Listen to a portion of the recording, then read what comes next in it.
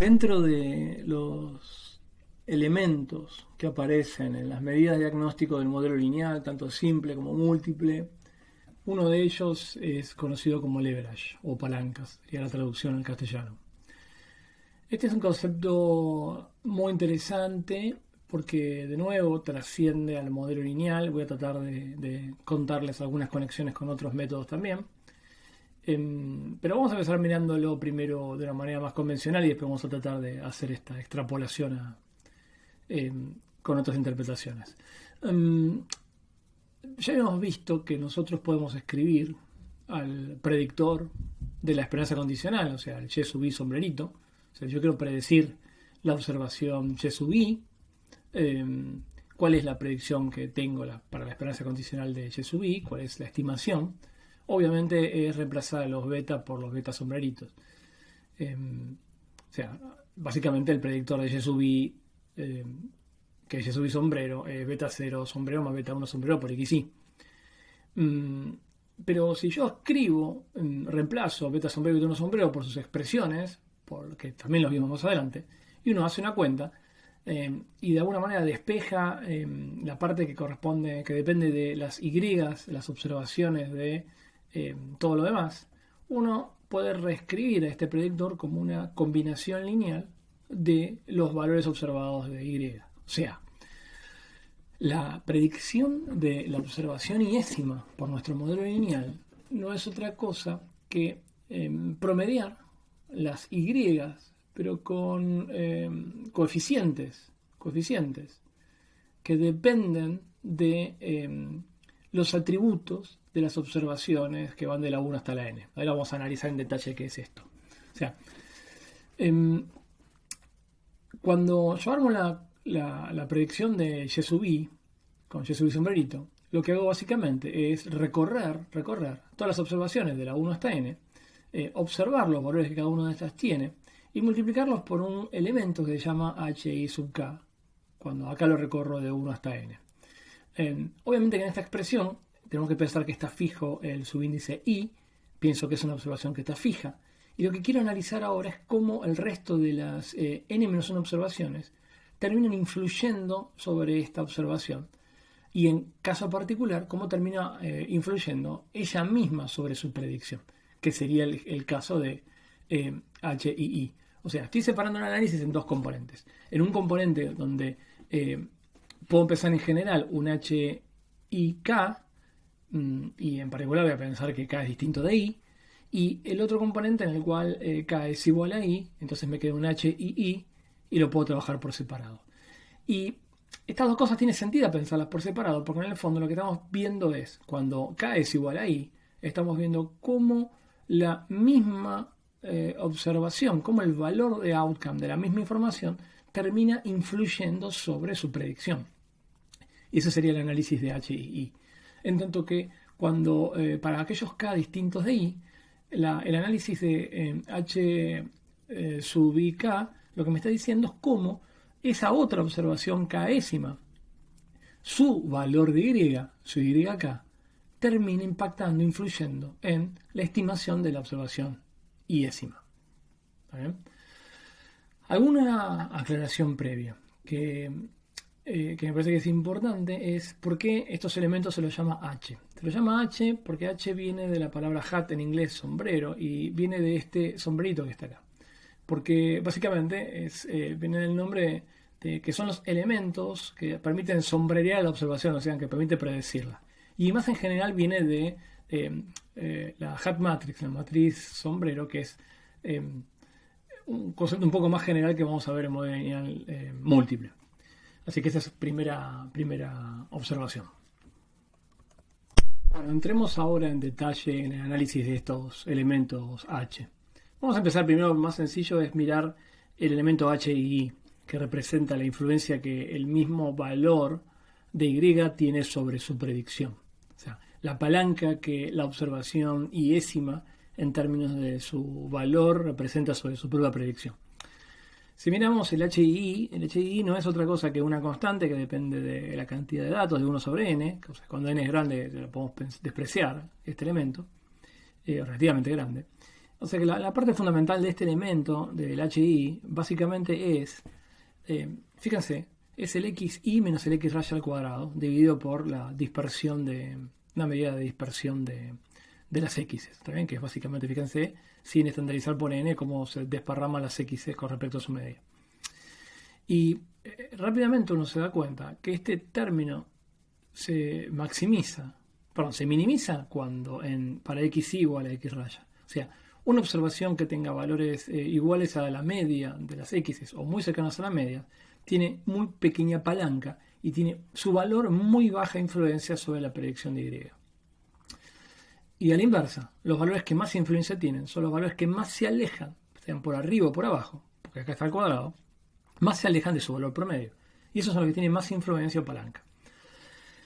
Y esta noción de palanca es razonable en este caso porque fíjense que está estandarizada por cómo es naturalmente la dispersión que los elementos X tienen. Entonces, esta medida es esencialmente cuán alejado está este punto con respecto al centro, medido con la dispersión observada en la muestra que estos elementos X tienen. Y ese es el concepto de influencia o de leverage de la observación iésima.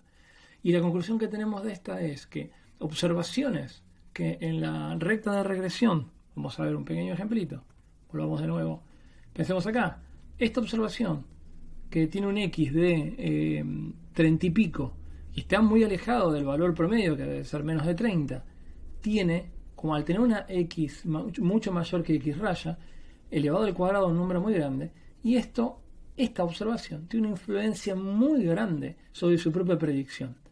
Y decir que tiene influencia muy grande sobre su propia predicción no es otra cosa que decir que tiene influencia muy grande sobre la recta estimada. O sea, esto quiere decir que una alteración del valor de este Y, por ejemplo, arrastrándolo para abajo, va relativamente con respecto al resto de las observaciones, a ejercer una influencia sobre la recta mucho más grande que si yo hago lo mismo con esta observación que está acá. Esta observación que está acá, al estar muy cerca del X promedio, por más que lo mueva una magnitud delta en Y hacia abajo, equivalente a la que puedo mover acá, va a tener una influencia en la recta y por ende en su propia predicción muchísimo más chica. Ese concepto es el concepto de palanca, que en este caso en el modelo lineal simple se ve muy claro porque lo podemos muy bien ver en el plano, pero es un concepto que se extrapola al modelo lineal múltiple, donde esta idea de distancia con respecto al centro se va a generalizar con una medida que se llama distancia Mahalanobis, que bueno, lo vamos a ver más adelante. Pero el concepto se va a mantener igual. Y el concepto de palanca o de una observación medido por el HI va a ser la distancia con respecto al valor promedio que tienen los atributos, que en este caso es X. Eso en cuanto a el elemento HI, que es la influencia que tiene el valor de Y sub I sobre su misma predicción. Ahora, pensemos el caso un poco más general. Dejemos I fijo y pensemos por un segundo cuál es la influencia que tienen los demás elementos. O sea, cualquier otro Y sub K con K distinto de I. ¿Cuál es la influencia que el valor de Y sub K tiene en el valor observado real de Y sub K tiene en la predicción de Y sub I? Y eso es exactamente el elemento HIK. Pero fíjense, HIK es de nuevo una constante que cuando el n crece lo puedo despreciar. Pero el otro elemento, fíjense, es, y díganme si no tiene un parentesco, por supuesto en el denominador está todo estandarizado por la dispersión de las X, pero fíjense que es el numerador. El numerador es como una medida de acompañamiento entre el valor de xi con el valor de xk. Recuerden siempre, el subíndice i es el que dejamos fijo y que queremos predecir, en tanto que el subíndice k es el que estamos analizando de cómo impacta la predicción de i el valor de y sub k. Y esto lo que me está diciendo es que si el valor de xk es relativamente parecido o está alineado, porque fíjense que esto es como un acompañamiento lineal, este producto se vuelve más grande cuando si xi está una cierta cantidad por arriba de la media, xk está una cantidad parecida por arriba de la media. O sea, cuanto más alejados estas dos medidas, el xi y el xk, estén de x raya, en la misma dirección, más fuerte va a ser la influencia que Y sub k tenga sobre la estimación de Y sub i. Y esto, caramba, no sé cómo transmitir la importancia de esto. Esto es tremendamente importante porque esta otra mirada al modelo lineal, y voy a intentar hacerla en este caso, que es, podemos pensar en el fondo que el modelo lineal es como una especie de modelo de vecinos más cercanos, pero reemplazando la idea de cercanía por la idea de alineación en una dirección, que es ¿cuál observación K va a ser más influyente y va a contribuir más a la predicción de Y? Aquella que vaya en la misma dirección que va la observación, el atributo XY. Que en este caso lineal es un poco trivial, porque en el fondo estamos solamente separando los que están a la derecha de la media. Si este está a la derecha de la media, muy a la derecha de la media, y este está muy a la derecha de la media, entonces esto va a ser grande, esto va a ser grande, y la influencia va a ser muy alta. Sin embargo, en contextos más generales, como pasa en el modelo de regresión lineal múltiple, o en otros algoritmos, y esto lo adelanto, pasa en Support Vector Machine, cuando estemos en un espacio grande, lo que estamos viendo es que en realidad la predicción que estamos armando para una observación depende de una noción de relación, en este caso es un producto interno, que mide de alguna manera el grado de asociación que hay entre los atributos de una observación que quiero predecir y los atributos de la otra observación, con la cual de alguna manera le voy a pedir información prestada para poder predecirla. Entonces, esta idea de poder analizar al predictor del modelo lineal como una combinación de los outcomes observados y ver que en realidad la forma en que se combinan esos outcomes depende de una medida de asociación es muy importante. En este caso en particular es esta cuentita lineal sencilla, pero después vamos a ver en el modelo lineal que se generaliza esta idea y voy a contar, no sé si llegaremos a ver en Support Vector Machines, pero que esta es una idea muy poderosa que puede explotarse para métodos que son todavía más performantes que lo que es el modelo lineal. Vamos a ver ahora otro concepto importante para hacer el diagnóstico del análisis de regresión, que son los residuos. Por definición, el residuo del modelo es la diferencia entre el valor observado y el valor predicho. O sea, el residuo iésimo, para la observación iésima, surge de hacer la diferencia entre el valor observado de la observación iésima y restarle su predicción. Y obviamente esta es la mejor aproximación que tenemos al error, que es una variable aleatoria que no podemos observar. Y es bastante fácil ver esto porque obviamente, por definición, fíjense, el error es la diferencia entre la variable que uno observa y su componente determinística. Y este Y sub i sombrerito es una aproximación, una estimación de esta componente determinística. Así que no es raro pensar que el i menos el i sombrero, que sería como la aproximación a i menos esto que está acá, sea una aproximación al error. Y eso lo llamamos residuo. Pero, primero, ¿por qué el residuo es importante? Porque si bien en el análisis de regresión lineal simple uno puede mirar i contra x o i sombrero contra x, y eso es quizá lo más interesante de mirar. Cuando hagamos regresión lineal múltiple tengamos muchas variables o muchas transformaciones de la misma variable, no podemos mirar fácilmente i contra una única x. Entonces, muchas veces lo que se mira es algún análisis relacionado con los residuos. Entonces, por eso es que tenemos que primero entender un poquitito cómo se comportan los residuos. Los residuos, si bien son una buena aproximación al error, y en algún sentido son parecidos, por ejemplo, porque tienen esperanza cero, tienen algunas diferencias importantes. Una de esas diferencias es que, incluso si se cumplen los supuestos de homocedasticidad, la varianza de los residuos no es constante. De hecho, la varianza del residuo iésimo es sigma cuadrado, pero se lo multiplica por un factor que depende del leverage que esa observación tiene. Y si lo piensan un segundo, de hecho ese factor es inversamente proporcional al leverage. Dicho de otra manera, más leverage tiene una observación y más chica será la varianza de esa observación. Pero si lo piensan es completamente coherente porque, por definición, como el residuo es la diferencia entre el observado y el predicho, Piensen por un segundo qué pasa cuando una observación tiene mucha influencia. Si una observación tiene mucha influencia, entonces tiene una capacidad de arrastrar a su predicción más fuertemente que otra que tiene menos influencia. Entonces, al arrastrar al Y sub i sombrerito más fuertemente al Y sub i, esto naturalmente tiende a disminuir en valor absoluto el residuo.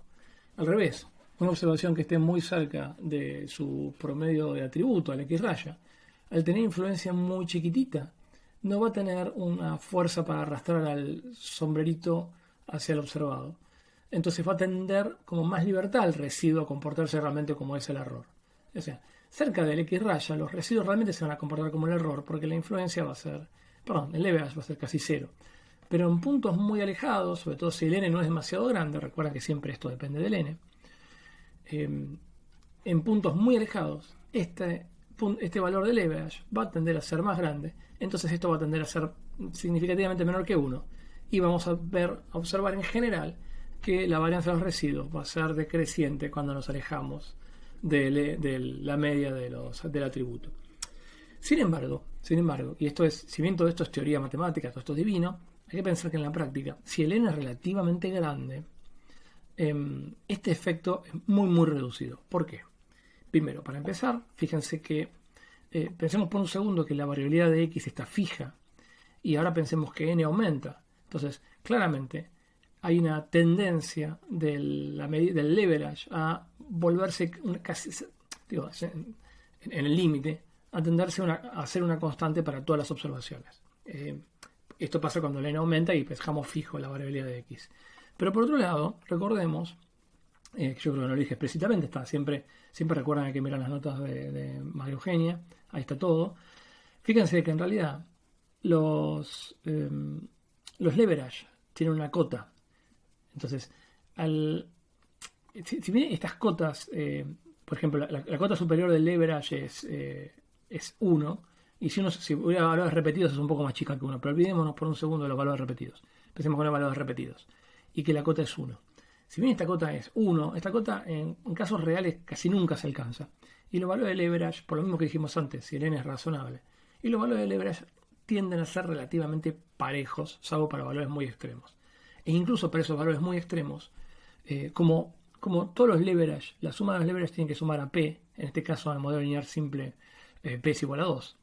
Si el n es grande, los leverage se reparten entre todas las observaciones. Eso quiere decir que incluso los valores más alejados de la media no pueden tener valores muy muy cercanos a 1. Entonces, al no poder tener valores muy cercanos a 1 ni remotamente cerca, en el fondo esta expresión es relativamente parecida a 1 en general. Por lo cual no es demasiada la afectación que tiene la varianza del residuo comparado con la varianza del error. Bien, entonces, advirtiendo que en realidad la varianza de los residuos no es constante, incluso si en la práctica, si en teoría valiera la homoscedaticidad, lo que se hace muchas veces es definir un concepto que es el de residuos estandarizados.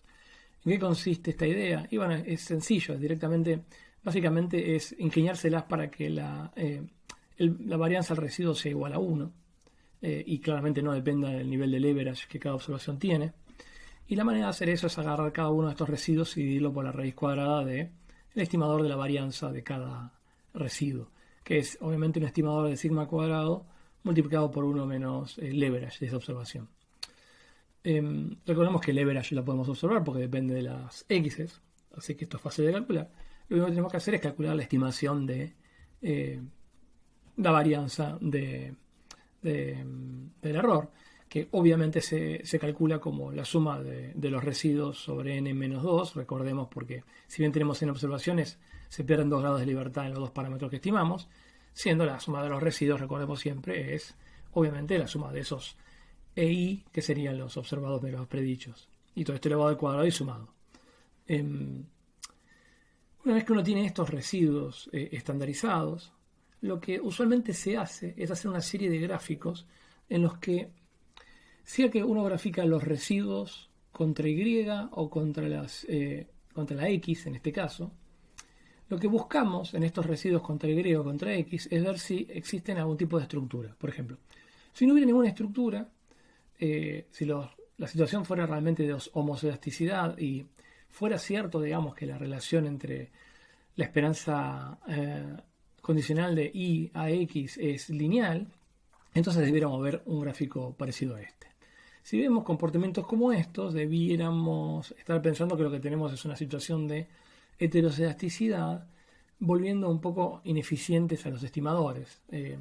Recordemos que estos análisis de residuos son importantes porque lo que se pierde en muchos casos es, por ejemplo, la eficiencia del estimador. O lo que se daña es todo lo que es la parte de inferencia sobre los parámetros.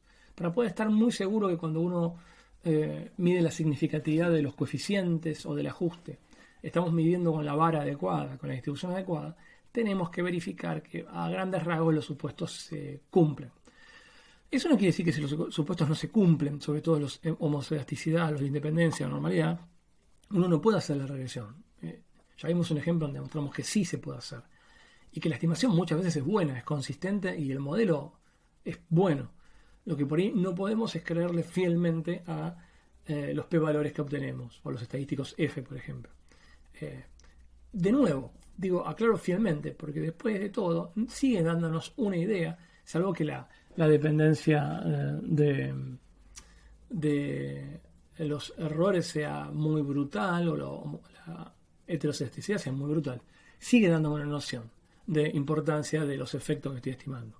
Pero bueno, la idea de esto es mirar a ver si existe algún tipo de estructura. En estos casos, por ejemplo, de heterocedasticidad, o más importante aún, porque esto sí realmente es lo que daña al modelo. Hay dos cosas que dañan seriamente al modelo. Que por supuesto en el ejemplo del modelo lineal simple es fácil de ver porque uno siempre puede ver y contra x y ver que ahí no hay linealidad. Pero estos gráficos, los gráficos de residuos contra los y sombreritos, se vuelven muy importantes cuando tenemos muchas variables. Porque ahí es donde pueden aparecer situaciones de estructura como las que se ven acá, que pueden ser remediadas modificando la estructura determinística del modelo, alterando esto. ¿Cómo lo altero? Por ejemplo, transformando la variable x para poder dar cuenta de esta no linealidad que se observa en los residuos. Recordemos que estas estructuras que vemos acá son las estructuras que dejó una componente determinística inadecuada para aproximar al fenómeno. Entonces, una vez que uno encuentra estructuras acá, lo que uno tiene que hacer es volver al modelo, reformular el modelo, volver a correr el ajuste y verificar si esa estructura desapareció o se mitigó de alguna manera. Por supuesto que las estructuras pueden, como en estos casos, mezclar dos cosas. Puede haber una estructura de no linealidad en el fenómeno sumado a una heterocedasticidad. Dije que hay dos cosas que afectan la bondad de ajuste del modelo. Una tiene que ver con estas estructuras, esta falta de no linealidad. Y la segunda, que es tremendamente importante, si le vamos a dejar un tiempo de análisis, tiene que ver con la existencia de datos atípicos. O sea, un dato atípico es un dato, por ejemplo, que registra un valor de Y, que no se condiga con el valor de X que en promedio se observa en todos los datos, debiera dejar un residuo grande en general. ¿Por qué? Porque la observación va a estar muy lejos del valor predicho que va a estar calculado con la mayor parte de los datos. Cuidado, salvo que este dato tenga mucha palanca y arrastre tanto la regresión como para enmascarar de alguna manera su atipicidad. Digamos. Eso puede pasar, pero en general pasa con muy pocos datos o cuando tenemos una relación de muchas variables contra cantidad de datos. Normalmente lo que ocurre es que un dato atípico, al ser un i muy distinto al i predicho, deja un valor de residuo muy grande. Y eso se observa en estos gráficos. Y eso es muy importante porque un residuo nos puede estar arrastrando, nos puede estar distorsionando el ajuste. Vamos a ver algunas herramientas que en general se llaman herramientas robustas para que automáticamente el método de ajuste sea resistente a la existencia de esos datos atípicos. Vamos a ver ahora a modo de ejemplo un análisis de residuos para el ejemplito que venimos viendo de circunferencia de la cabeza en función de la edad gestacional. Entonces, vemos que corrimos un ajuste lineal con la función LM del R de la circunferencia de la cabeza en función de la edad gestacional. ¿Se acuerdan que pedimos un summary? Vimos un análisis de la varianza. Y acá lo que vamos a pedir directamente del objeto regresión, del objeto ajuste, le vamos a pedir vamos a aplicar el método plot. Recuerden siempre que como el R es un lenguaje orientado a objetos, tiene esta particularidad de ciertos métodos genéricos como el summary o el plot, se adaptan automáticamente al tipo de objeto, a la clase de objeto que corresponda. Y en general, los objetos regresión en R tienen el método plot, lo que genera es una serie de gráficos diagnósticos, que son los que vamos a ver ahora. Donde el primero, son estos 4 que están acá, y el primero es un ajuste donde tenemos en el eje horizontal el isombrerito, los fitted values, y en el eje vertical los residuos. En este caso sin estandarizar. ¿Por qué el R automáticamente tira en el eje horizontal fitted values y por qué no lo hace en función del X? Porque es un poco más genérico, dado que residuos contra fitted siempre se puede hacer. En cambio, residuos contra X, si yo tengo muchas X, eso implica un montón de gráficos. Entonces, en general, lo natural es hacer un análisis de residuos en función de los isombreritos, que siempre, no importa cuántas X haya, siempre hay un isombrerito. ¿Y qué podemos ver acá? Automáticamente el R hace un suavizado para ver si hay alguna estructura en los residuos. Uno puede ver rápidamente que no hay ninguna estructura o no es muy llamativa. Lo que sí llama la atención por ahí son algunos datos atípicos. No, son muy fuertes. No son datos que en general no tienen mucha palanca, porque fíjese que están relativamente cerca del centro de masa. Pero por ejemplo un dato como este, si hubiera sido en un valor muy extremo de X y por ende en un valor muy extremo de Y, hubiera ejercido un poco más de influencia. Pero este no parece verse nada muy raro en este gráfico.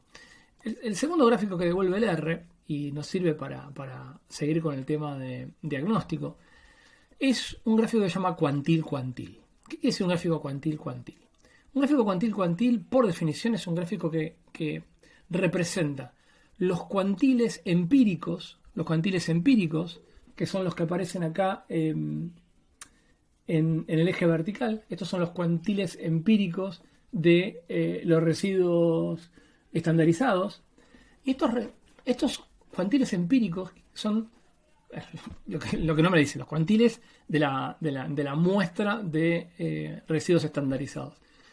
Y los grafica en relación con los cuantiles de una distribución normal. Entonces, a este gráfico se lo llama cuantil-cuantil porque son los cuantiles empíricos contra los cuantiles de una distribución normal. ¿Y eso qué muestra? Muestra si realmente los residuos tuvieran una distribución completamente normal, que por supuesto nunca va a ocurrir, tendríamos que ver la mayor parte de los puntos alineados sobre una recta. Como en general pasa en este caso, salvo en 2 son 3 valores que se salen un poco, pero a grandes rasgos no pareciera ser que los residuos tengan una distribución muy no normal, parecen ser bastante normales. Este gráfico se llama cuantil-cuantil. El otro gráfico que hace el R es el tercer gráfico que tira es el isombrerito en el eje horizontal, y en vez de poner los residuos como vimos en el primer gráfico, lo que pone en este gráfico es la raíz cuadrada de los residuos estandarizados. De nuevo, porque lo hace para evitar el problema de diferenciales de influencia que pueden tener las observaciones, y acá uno debiera ver básicamente que hay una distribución pareja de los residuos, que como se ve un poco en este caso. Y el último gráfico que devuelve el R, fíjense que lo que muestra son los residuos, pero lo que muestra en el gráfico horizontal es el leverage de las observaciones. Entonces, ¿esto por qué es interesante? Porque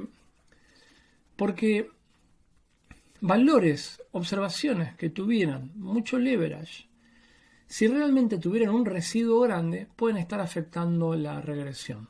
Pero no es lo que pasa en este caso. Fíjense, como veíamos antes, que estas dos observaciones, la 31 y la 33, que supongo que son las que nos aparecían como outliers en el primer gráfico, sí, 33 y 31, fíjense que cuando analizamos el primer gráfico dijimos, estos son dos outliers, pero no parecen ser muy, muy problemáticos, porque están relativamente cerca del centro de masa, de la X. Ustedes me dirán, pero acá no está la X, acá está el isombrero. Bueno, pero como hay una relación lineal, yo sé que si está cerca de la media del isombrero y el ajuste es más o menos razonable, como vemos que es razonable, como es más o menos razonable, estar cerca del I sombrero en Y es como estar cerca del X rayita. Del Y rayita en Y sombrero es como estar cerca del X rayita en el feature, en la predictora. Entonces, ya acá uno deducía que no eran tan problemáticos estos, y es lo que uno ve en este gráfico. Los valores de residuos más extremos en valor absoluto, y son un poco outliers, en realidad no están asociados a leverage demasiado grandes. Y los valores que tienen leverage grande, que son los que están más en los extremos, no tienen residuos muy elevados. Que cuidado, también podría pasar esto. Podría pasar que estos valores con mucho leverage ya hayan arrastrado a la regresión y por ende tengan residuos relativamente chicos. Eso podría ocurrir y eso sería un problema. Pero por la cantidad de datos que tenemos acá, no parece ser el caso. Y en una regresión lineal simple es muy fácil de ver porque lo vemos en este análisis. Parece ser que ningún dato arrastró demasiado la regresión, porque en el fondo la regresión acompaña bastante bien los datos. Todo esto es divino porque tenemos una Y y una X. Cuando tenemos una Y y muchas X, esto ya es más difícil de ver. Pero este gráfico, por eso son importantes estos gráficos, estos 4 gráficos siempre se pueden hacer y son importantes mirar. No necesariamente por el tema de la validez de los supuestos, sino también en parte para entender cómo son los datos y qué dato puede estar llamando la atención en alguna medida.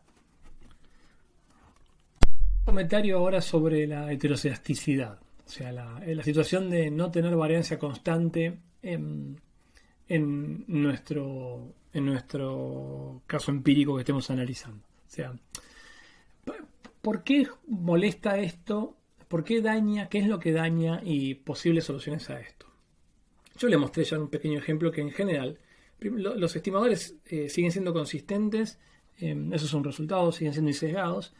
El tema es que en realidad son menos eficientes. ¿Qué quiere decir? Es que requiero más información para poder tener el mismo nivel de precisión. Y la ineficiencia de dónde viene, yo creo que antes un poco la comenté, viene del hecho que, por ejemplo, acá hay un ejemplo típico de heterocedasticidad. Y está clarísimo que al haber más variabilidad en los valores grandes de X que en los valores chicos, para eficientemente estimar esta pendiente, por ejemplo, y también la ordenada de origen, estos valores debieran pesar menos en la estimación que lo que debieran pesar estos valores. ¿Por qué? Porque hay más imprecisión asociada a estos valores que a estos valores. La contribución que tendrían que tener en la estimación estos tendría que ser menor y la contribución que tendrían que tener estos tendría que ser mayor. Entonces, no parece tan raro si en situaciones como estas, donde yo de alguna manera pueda modelar a la varianza de los errores, los pueda modelar de alguna manera como figura acá, que es pensar que los errores en vez de tener varianza constante sigma cuadrado, los puedo modelar donde los divido por una constante conocida, que la llamo WI, para cada observación. Por ejemplo, si yo dedujera correctamente que conforme el X aumentan la varianza, yo podría hacer que este W, por ejemplo, fuera decreciente en función de X, de tal manera que toda la variabilidad para los epsilons de X más grandes se volviera más grande, y al revés, fuera creciente para X más chicos, de tal manera de hacer más chica la variabilidad de los epsilon conforme X disminuye. Si tengo una estrategia para hacer eso volvería al estimador más eficiente. Y la pregunta es si yo hago esto, ¿cómo hago para estimar los estimadores con este agregado de pesos a las observaciones? Perdón, esa es la conclusión. ¿Cómo hago para modelar estas variabilidades cambiantes? Y la forma de hacerlo es cuando establecemos la métrica, la función a optimizar de mínimos cuadrados. Lo que se hace se llama mínimos cuadrados pesados. ¿Por qué? Porque la minimización de la función objetivo, que es buscar el A y el B, el alfa y el beta 0 y el beta 1, que hagan más parecida la predicción a la observación, lo que se hace es que a esta minimización se le pone un peso que depende de la observación. Y fíjense, y esto es importante notar, que es que el peso, fíjense, es inversamente proporcional al efecto que cumple en la varianza. O sea, si yo creo que hay una observación que tiene un W grande, eso quiere decir que esa observación está asociada a una variabilidad chica. Entonces, si una observación tiene una variabilidad relativamente chica, es lógico darle más peso en la optimización. Al revés, si hay una observación que tiene un W chico, quiere decir que esa tiene una variabilidad grande. Entonces, estaría bien pesarlo menos y que tenga menos importancia la estimación. Esto vuelve más eficiente a los estimadores de A y de B, porque lo que hacen es usar de una manera más razonable la información. Yo les muestro acá el resultado, después lo vamos a ver en regresión lineal múltiple, porque el resultado es muy sencillo, básicamente son estimadores que incorporan simplemente linealmente este peso como resultado. Pero ¿por qué es importante este estimador de mínimos cuadrados pesados? Se llama Weighted Least Squares. ¿Por qué es importante? No solamente porque resuelve este caso, que para mí es lo de menos, sino porque es una herramienta que permite generar otros estimadores. Entre ellos, y lo vamos a ver más adelante, en algunos videos que vienen adelante, los estimadores robustos. O sea, hay muchos estimadores más complejos para el problema de regresión, lineal y no lineal, cuyo caballito de batalla se basa en poder iterativamente calcular mínimos cuadrados pesados, donde los pesos iterativamente van cambiando en función de los resultados que se van obteniendo previamente. Por eso me parece que es importante también mencionar esta posibilidad de poder ajustar ecuaciones de mínimos cuadrados pesados. Realmente en el tema del diagnóstico del modelo, yo creo que el análisis más importante es el análisis de outliers, de datos atípicos. Entonces, vamos a razonar un poquitito sobre el tema de outliers, ver algunas herramientas de detección, pero principalmente abrir el camino para el próximo tema que vamos a discutir, que es métodos robustos aplicados a regresión lineal. Entonces, primero, ¿qué es un outlier? Acá me voy a ayudar de un grafiquito que saqué del apunte de Maru, donde podemos ver claramente una serie de datos que siguen un patrón lineal muy claro y uno de ellos que se separa de ese patrón. Si nosotros ajustáramos una regresión lineal a estos datos, lo que veríamos es que el ajuste que obtendríamos sería un ajuste que a líneas generales seguiría la mayor parte de los datos, pero obtendría como un sesgo bastante evidente, como en este caso, producido por la influencia de este dato. ¿Qué es lo que ocurre? Recordemos algunos conceptos que vimos hasta ahora.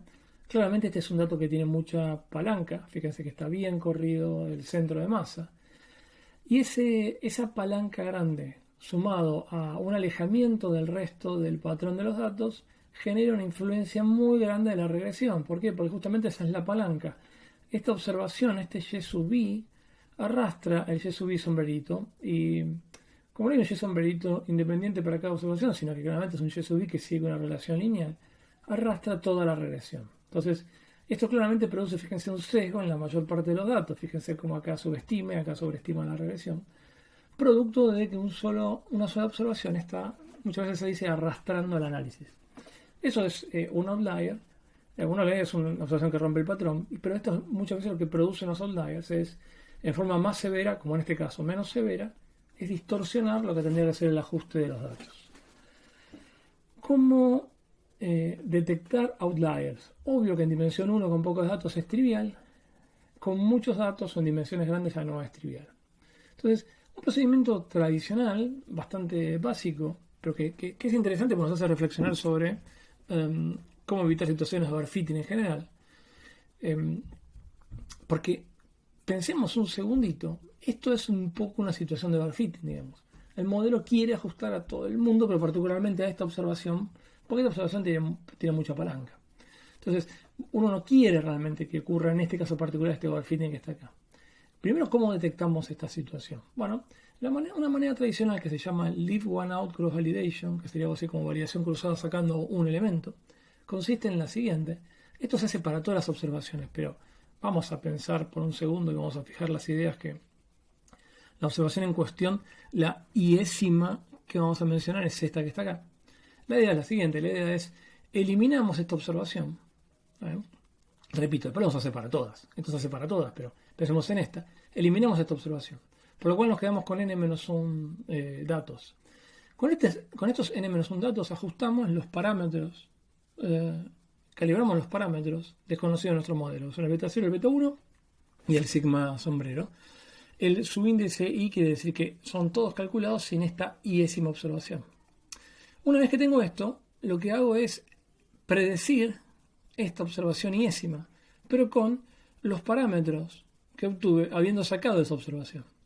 Y lo que uno puede ver ahora es que si esto fuera un outlier, como es el caso, al haber estimado, al mirar la diferencia entre la observación real y la predicción que se obtuvo sin haber tenido en cuenta esa observación, el modelo que habríamos ajustado seguramente sería un modelo mucho más ajustado a estos datos, por lo cual esta distancia entre el observado y el predicho va a ser aún más grande, porque esta influencia que esta observación tuvo se va a haber desaparecido, o como mínimo minorado. Por lo cual, esta entidad, esta distancia entre la observación y el predicho sin ella, va a ser la medida que nos va a ayudar a servir a detectar si es o no un outlier. ¿Y cuál es la lógica?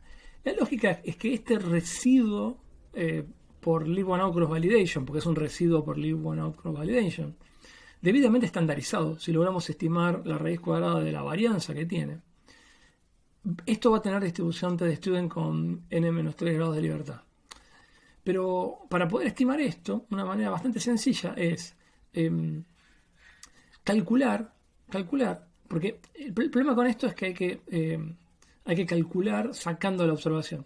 Pero esto se puede escribir todo en términos de residuos estandarizados, que ya definimos antes, que son los residuos corrigiéndolos por la palanca, por el levers que tiene cada uno de ellos. Entonces, uno puede escribir esta expresión de residuos sin observación, en términos de los residuos estandarizados tradicionales, con una pequeña corrección. Y eso tiene distribución. Si realmente la observación siguiera el patrón, distribución T-de-Student con n-3 grados de libertad. Entonces, uno puede asignarle una medida, por ejemplo, un p-valor a la outlierness o la tipicidad de cada dato, o directamente devolver el valor t de este cálculo. Porque el valor t, de nuevo, es un valor que tiene básicamente una escala que es parecida a la normal 0,1, donde valores mayores a más 2 o menores a menos 2 son atípicos. Y más, en valor absoluto, más grande el valor, más atípico es. Y eso es una medida insesgada y bastante confiable de la tipicidad. Y eso es en general lo que se hace de manera tradicional. Pero, y acá dejo abierta la puerta para los próximos videos, en realidad lo ideal no es buscar outliers, detectarlos, eliminarlos, utilizar un procedimiento clásico, sino que es utilizar procedimientos que ya naturalmente sean robustos. Y antes de terminar este video, ¿qué es lo que produce el arrastre de la regresión en este caso? ¿Por qué una sola observación arrastra la regresión? La respuesta es tremendamente sencilla y tiene que ver con, acá bueno es la expresión con el método de mínimos cuadrados pesados, pero pensemos un segundo que este WI es igual a 1, que sería el método de mínimos cuadrados tradicional que vimos hasta ahora. ¿Por qué este procedimiento de mínimos cuadrados es no robusto? Porque este cuadrado hace que si acá de golpe se cuela una observación atípica, piensen por un segundo que agarro un valor real y lo multiplico por 1000, este cuadrado se vuelve altísimo. Y el intento de minimizar, buscar el A y B que minimizan esto, van a hacer que tanto A y B se esfuercen muchísimo por ajustar a este dato particularmente, que produce un residuo, una pérdida muy grande. Entonces, la fuente fundamental del problema, lo vamos a ver más en detalle más adelante, es que esta función de pérdida clásica, la de mínimos cuadrados, no es robusta, es demasiado sensible a datos atípicos. Una solución es cambiar esta función de pérdida. Ahora, para finalizar el tema de diagnóstico en regresión lineal simple, vamos a introducir el concepto de observación influyente y por último una mínima mención sobre el tema de robustez, que después vamos a ver más adelante cuando veamos regularización. Lo vamos a ver un poquito más en detalle porque nos vamos a meter más en profundidad en analizar cómo opera la función de pérdida, pero definamos ahora la idea de influencia de una observación. Entonces, acá hay, siempre siguiendo la punta de María Eugenia, tomé un gráfico donde muestra 4 situaciones de un conjunto hipotético de puntos. Lo podemos ver en el panel superior izquierdo, se ven todos los puntos, se ve una relación lineal bastante clara y vemos la estimación del ajuste, tenemos los números ahí. Y vemos que en el panel superior derecho son básicamente los mismos puntos, pero veamos que hay claramente una observación que se comporta como un dato típico, un outlier. Pero este es un dato típico outlier, pero sin embargo no es un punto de alta palanca. Fíjense que está bastante bien cercano al centro de masa de las X. A la inversa de que este sí es una observación que tiene alta palanca, alto leverage, pero, fíjense que no es un outlier, no rompe el patrón de los datos. En la cuarta situación, en el cuarto panel, acá tenemos la doble condición. Este punto tiene alta palanca y al mismo tiempo es un outlier, porque no sigue el patrón de los datos. A este tipo de observaciones se las llama observaciones influyentes, porque tienen la capacidad de impactar sobre el modelo, porque tienen mucha palanca. Y al ser un outlier, esa potencialidad de impacto la ejercen, volviéndose influyentes y modificando la regresión. De hecho, pueden ver cómo se alteran, fíjense cómo se alteran los coeficientes ajustados por el modelo. Esa modificación, y se puede ver acá en el gráfico de la recta, la ejerce el arrastre de esta observación. Entonces, ¿qué entendemos por punto influyente? Un punto influyente es un punto que, si yo eliminara del análisis y, por ejemplo, sacar este punto y pasar a esta situación, el ajuste cambiaría completamente. ¿Y cuándo ocurre eso? Bueno, ocurre en esta doble situación en la cual este punto tiene alta palanca y aparte se comporta como un outlier. Entonces, la manera formal de definir el concepto de influencia, la más común y más tradicional, es lo que se llama distancia de Cook, que bastante intuitivamente se define como la predicción, la distancia de Cook de la observación I es una noción de discrepancia entre la predicción que tendría I en condiciones normales con todas las observaciones y la predicción que tendría I si eliminara la observación iésima del conjunto de datos con el cual entreno el modelo. Si yo no retiro a la observación iésima para un valor que tenga este atributo xi, la observación que obtengo, la predicción que tengo sería y sub i sombrerito, como vimos siempre. Ahora, si yo elimino a ese par y yo estimo cuál es la predicción que el modelo me daría para esa observación, para ese atributo xi, que es el que tiene la observación iésima, pero sin haberla tenido en cuenta en la predicción, esta discrepancia tiene que ser grande, elevado al cuadrado, tiene que ser grande. ¿Por qué? Porque para una observación influyente, el incluir o no incluir la observación produce una gran diferencia. Si el sacar la observación, como está acá a la izquierda, no produjera ningún efecto, esto sería muy parecido a esto. Y el cuadrado sería muy cercano a cero. Y esta distancia sería muy chiquitita. Si el cambio es muy grande, esta distancia se vuelve grande. Y eso es lo que mide la distancia de Cook. Lo interesante de esta distancia es que se puede expresar, como ya hicimos antes, sin la necesidad de tener que hacer esta operación del Leave One Out Cross Validation, sino que se puede expresar analíticamente como el residuo estandarizado de la observación iésima, al cuadrado por un medio, por algo que depende del leverage, básicamente por el leverage sobre 1 menos el leverage. Y esto es realmente interesante porque fíjense que esta noción tan intuitiva de definir influencia como la distancia de Cook, que es básicamente medir el impacto que la observación tiene en la predicción, explícitamente en el modelo lineal nos está diciendo que la influencia, de sub i, es el producto de dos factores. La capacidad, la característica de outlierness que tenga, de atipicidad que tenga la observación, que se mide por el residuo estandarizado, y el grado de apalancamiento o de palanca que esa observación genera. Recuerden siempre que el H y I está básicamente entre 0 y 1, y cuanto más cercano a 1, más palanca tiene. Ergo, imagínense esto cercano a 1, esto va a estar muy cercano a 0, por lo cual este cociente se vuelve muy grande. O sea que puntos con alta palanca hacen esto grande, y puntos que son outliers severos, eso también los vuelve grande. La conjunción de estas dos nociones devuelve la idea de influencia. Que, fíjense, obviamente hay infinitas combinaciones que me dan la misma influencia, yo puedo mantener la influencia achicando la capacidad, la noción de outlier, pero aumentando el grado de palanca que una observación tiene. Pero lo que vuelve un dato muy influyente es básicamente la conjunción de estas dos cosas. Un punto que tiene mucha palanca y que es un outlier. Como por ejemplo, en el panel este que está acá. Este punto tiene mucha palanca y aparte es atípico. O sea, genera naturalmente un residuo grande cuando hago la regresión. ¿Cómo? Porque bueno, esta es la métrica. La pregunta es con qué vara después se mide esto. Esto es relativamente arbitrario, pero básicamente se compara con una distribución f de 2 y n-2 grados de libertad. Y de nuevo, arbitrariamente se pone como ciertos puntos de corte basados en los percentiles y en base a eso se diagnostica. Pero creo que siempre lo más conveniente es básicamente directamente hacer un gráfico de esta métrica y observar qué es lo que pasa. Y ahora sí, para finalizar es, como les comentaba antes, en realidad lo ideal, más que hacer un ajuste clásico y ver qué pasa y si hay outliers o si hay algunas observaciones que están arrastrando el análisis, es directamente hacer una regresión robusta. ¿Y qué es una pequeña introducción a hacer una regresión robusta? ¿Qué quiere decir esto? Es modificar esta función de pérdida tradicional cuadrática, que es esta curva roja que vemos acá, que justamente lo que mide, fíjense, por definición, es una medida del residuo, que al ser cuadrática se vuelve más importante cuando más grande es el residuo. En esta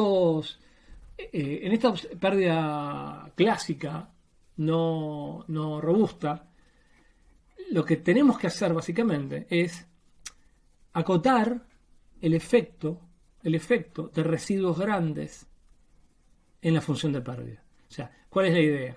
La idea es, si hay una observación que está produciendo un residuo muy grande, positivo por ejemplo, este aumento muy muy grande en la pérdida va a tender a arrastrar el A y el B para poder acompañar esta observación. Entonces, si yo la función de pérdida cuadrática la reemplazo por una función ρ cualquiera, pero que tenga esta característica, que en un entorno cercano al cero crezca rápidamente como la cuadrática, pero para valores muy grandes de residuo se acote la influencia que tiene en el ajuste, porque conforme el residuo va aumentando, se mantiene acotada el impacto que tiene en la regresión. A partir de un valor 2, 3 o 4, el impacto que tiene en la función de pérdida, el residuo, ya se mantiene constante.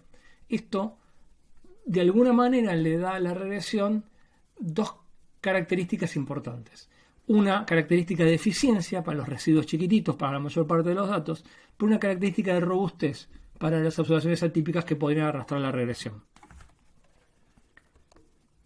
Y ahora sí, prometo, este es el último video, pero muy importante, porque uno puede preguntarse, bueno, pero ¿y este estimador de mínimos cuadrados, por qué tanta bolilla siendo un estimador tan viejo? De hecho, fue definido a principios del siglo XIX, 1800 y pico, por Gauss, para estimar un problema astronómico. O sea, tiene más de 200 años. ¿Por qué tan importante el estimador de mínimos cuadrados? Bueno, resulta que el Ordinary Least Squares es el óptimo en un sentido muy particular. O sea, ese óptimo se llama en inglés BLEU, Best Linear Unbiased Estimator. O sea, el mínimos cuadrados ordinarios es el mejor estimador lineal insesgado que uno puede llegar a tener. O sea, dicho en forma general, y estas expresiones me las tomé de Wikipedia, son resultados muy generales. Para cualquier relación lineal entre una variable y y unas x's, recién lo hicimos para modelo lineal simple, pero justamente este video marca la bisagra entre modelo lineal simple, que es lo que vimos, y lo que viene ahora, que es modelo lineal múltiple, cuando vamos a tener muchas x's distintas con sus parámetros. Si tenemos una relación que creemos lineal entre y y las x's con parámetros beta desconocidos, con un error aleatorio, al cual le pedimos solamente 3 supuestos, que se llaman, y esto es muy importante, se llaman los supuestos de Gauss-Markov, que es que la media sea igual a 0, la esperanza de estas variables aleatorias son 0, son nulas. El proceso es homocedástico, o sea, todos tienen la misma varianza finita. Y le pedimos ni siquiera independencia, sino simplemente que los errores no estén correlacionados. Que por supuesto independencia implica correlación 0, no al revés. O sea, esto es menos fuerte que el supuesto de independencia. Sin pedir ninguna distribución, no se le pide en este caso normalidad. Alcanza con que la media de los errores sean 0, tengan varianza constante, y acá es importante el supuesto de varianza constante, y que estén no correlacionados entre ellos. Para cualquier combinación lineal de parámetros que yo quiera estimar, de estos k parámetros,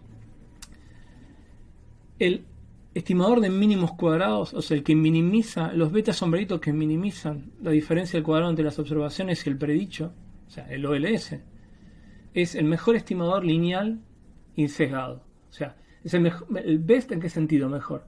Que tiene el menor error cuadrático medio. O sea, que la diferencia entre mi combinación lineal de predictores y la combinación lineal poblacional verdadera, la esperanza de esas diferencias al cuadrado, o sea, el error cuadrático medio de lo que yo quiero estimar de esta combinación lineal, es mínimo